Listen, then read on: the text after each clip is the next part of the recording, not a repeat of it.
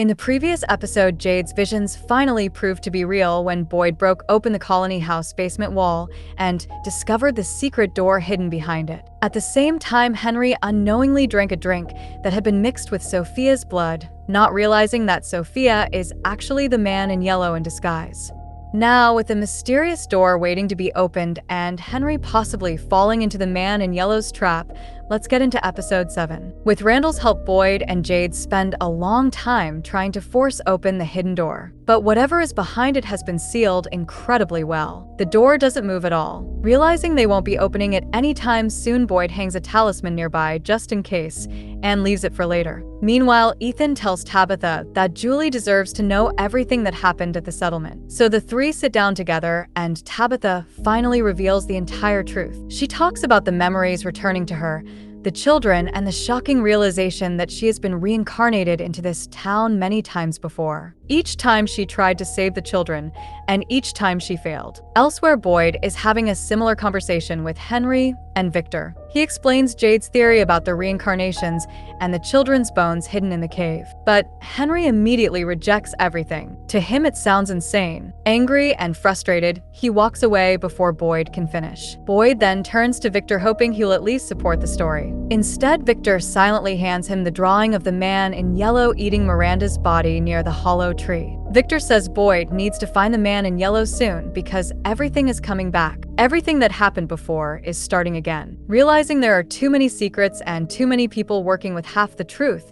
he gathers everyone at Colony House. He explains everything he knows about the children, the cave, the bones, and the reincarnations. But instead of bringing clarity, it creates even more confusion. People immediately start questioning him. If Tabitha and Jade are reincarnations, then why are the rest of them here? Are they reincarnations too? Is everyone trapped in some repeating cycle?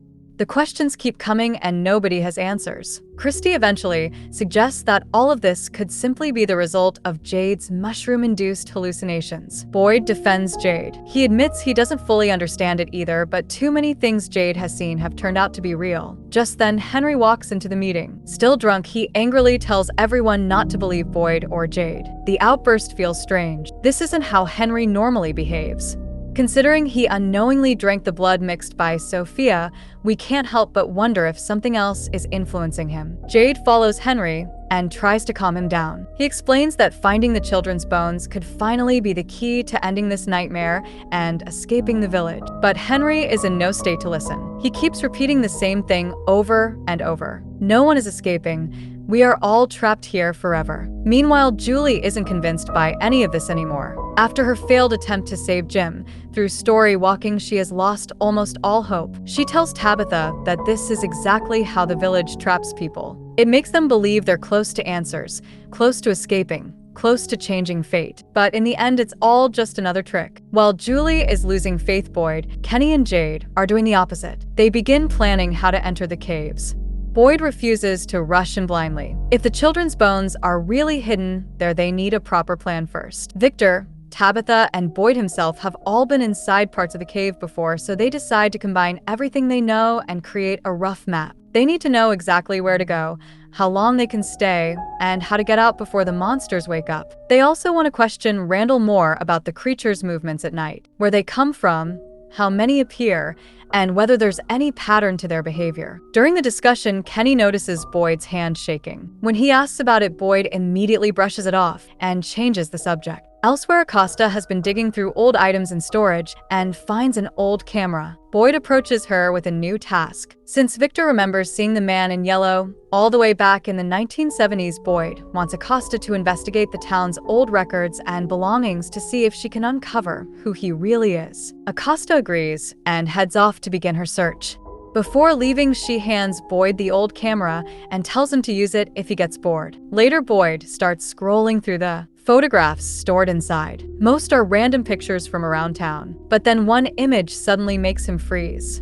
It's a photograph of Boyd and Abby on their wedding day. For a moment, he just stares at it in shock. How could a picture like that possibly be inside a camera from this village? He quickly looks again, but this time the photograph is gone. Boyd sits there confused. Christy steps out of Donna's room. The good news is that Donna is stable for now, but Christy isn't fully relieved. Without proper scans like a CT, or MRI, there's no way to know if something is seriously wrong internally. As they talk, Christy admits she's a little upset that Boyd hid so much from her. If she had known everything that was happening, she might have been able to help. Boyd apologizes, but Christy quickly moves on and asks about him instead. Specifically, she wants to know about the hallucinations he started having after returning from the forest with Sarah. Boyd insists he's fine, but Christy isn't convinced. She reminds him that the lives of everyone in town depend on him, and because of that, she wants to examine him properly. Meanwhile, Acosta has already started her investigation into the man in yellow. She divides the volunteers into two groups, sending one team to search Colony House storage and the other to search the diner's storage rooms. Her instructions are simple. If anyone finds anything unusual, old records, photographs, clothing, or objects that don't belong, they must report it immediately. One of the people helping is Sophia. She notices Boyd secretly carrying the wooden protection totem outside Colony House. Curious, she watches from a distance. What nobody knows is that Boyd has come up with a dangerous new plan. Later, he quietly tells Ellis that he wants to test whether the totem can actually kill one of the creatures that comes out at night. If it works, it could completely change the balance between the town and the monsters. And Boyd isn't asking anyone else to take the risk. He's planning to test it himself. Elsewhere, Henry heads to Tabitha's house hoping to talk to her. But when he arrives, the house is empty. As he waits, he suddenly hears a strange beeping sound. Henry slowly turns around, and for a brief moment, a heart monitor is beeping beside him. And 4-line is connected to his arm. Bright lights shine directly into his eyes. Then everything vanishes. The house is normal again. Meanwhile, Victor takes Tabitha and Ethan to the abandoned car graveyard. If they want to learn more about the man in yellow, this is the best place to start. Victor believes the man's old car should still be somewhere among the hundreds of rusting vehicles left behind over the years. As Victor searches through the wrecks, Tabitha's attention is pulled toward another car. The moment she sees it, she freezes. It's Miranda's car. She slowly walks toward it and begins looking around it. For a brief second, Tabitha sees a vision. She watches Miranda arriving in the town for the very first time driving that same car. The image disappears almost instantly, but it leaves Tabitha shaken. At the same time, Victor finally finds the man in yellow's car. While searching inside, he discovers something horrifying hidden away in a small bag. Human teeth, dozens of them. The man in yellow kept them as trophies. Every time he killed someone, he took a tooth as a souvenir. The discovery rattles Victor so badly that he quickly grabs the bag and starts walking away. Tabitha notices his reaction and asks what happened. He tells Tabitha she needs to prepare herself. In her previous life as Miranda, she entered this town with a son and a daughter. Not long after the massacre happened, everyone died except the son, Victor. And now history is repeating itself. Tabitha entered this town with Ethan and Julie, a son and a daughter. Victor quietly says he's afraid the same thing is going to happen again. The words hit like a punch. Ethan hears every single one of them. Without saying anything, he slowly turns and walks away. Tabitha immediately gets angry at Victor. Ethan is still a child, and she can't believe Victor would say something so terrifying in front of him. But Victor doesn't argue back, because deep down he's not trying to scare Ethan. Jade continues building his cave map, using wires slowly connecting every known tunnel into a rough structure. Kenny watches and wonders why he doesn't just draw it on paper. Jade explains it helps him think clearer. This is how he used to do design work outside the town building systems instead of just sketching them. Curious, Jade asks Kenny about his life before all this. Kenny says he used to work as a school coach. Before they can talk more, Ellis shows up and pulls Kenny aside, saying he needs to talk to him immediately. Henry is drinking again, still unable to process the idea that Tabitha might be Miranda's reincarnation. His mind is already unstable when the familiar beeping returns. Jade doesn't hear it, but Henry does. The light in his vision changes again, and this time the illusion is sharper. He's in a hospital bed while a doctor examines his eye, and Victor appears beside him, telling him not to leave. Henry snaps out of it in panic and runs out of the bar. Elsewhere, Sophia quietly enters the farm and takes an egg. She walks to the shed where the man killed by the scarecrow is still lying. The body hasn't been moved due to lack of burial space. Sophia begins chanting over the egg, then breaks it over the corpse. Leaning close, she whispers into its ear, "Start your gameplay." Night falls, and this is where things start getting really tense. Sophia comes to Colony House and innocently says she's scared to stay alone after hearing Boyd's plan. So she asks if she can spend the night there. Of course, nobody suspects her, and they let her stay. Meanwhile, over at Boyd's office, Boyd is getting ready to go out and test whether the totem can actually kill one of the monsters. But Kenny steps in and refuses to let Boyd risk himself again. At first, Boyd won't listen, but then his hands start shaking badly once more. Kenny points it out immediately and says, "Look at yourself. If you go out there like this, you might not even make it back." Somehow, Kenny manages to convince him, and finally Boyd agrees. Before sending him out, Boyd explains the plan one last time. Kenny just has to find a monster, stab it with the totem, and run. That's it. Don't stay to see what happens.